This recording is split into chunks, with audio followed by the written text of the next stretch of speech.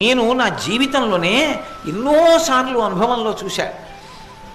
నా పిల్లవాడు నా కడుపులో ఉన్నన్నాళ్ళు మీ ఉపన్యాసాలే వినేవాడండి. నేనేదో గొప్పవాడిని ఈ మాట అంటలేదు, వాళ్ళకున్న భక్తికి చెప్తున్నాను అంతే. అవి ఋషిప్రోక్తమైన విషయాలు కాబట్టి నేను చెప్పానని గొప్పవలేదు, అవి ఋషులు చెప్పారు కాబట్టి గొప్పవయ్యి.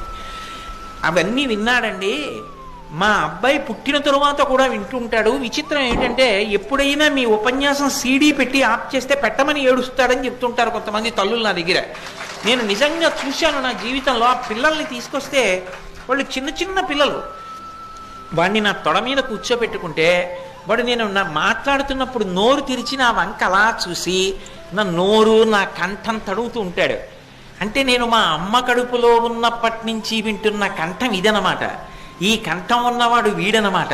వాడు బోసినోరు తెరిచి అలా చూస్తూ నా వంక ఆ నోటిని కంఠాన్ని తడుగుతుంటారు పిల్లలు. నా జీవితంలో అటువంటి అనుభవాలు ఎన్నో మార్లు పొందాను. అంటే అమ్మ కడుపులో ఉండగా ఏది విన్నాడో అది పిల్లవాడి మీద అంత గొప్ప ప్రభావం చూపిస్తుంది. అమ్మ గురువు ఎందుకు కాలేదు? అమ్మ అసలు శరీరం ఇవ్వడంలోనే శరీరంతో పాటుగా ఇన్ని గుణములను ఇస్తోంది. ఆ శరీరం ఉన్నది కాబట్టి ధర్మమునకు సాధనం ఇచ్చింది. రెండు, అమ్మ కడుపుతో ఉండగా ఏది విన్నదో అదే గుణములుగా పిల్లవాడికి వచ్చాయి. మించి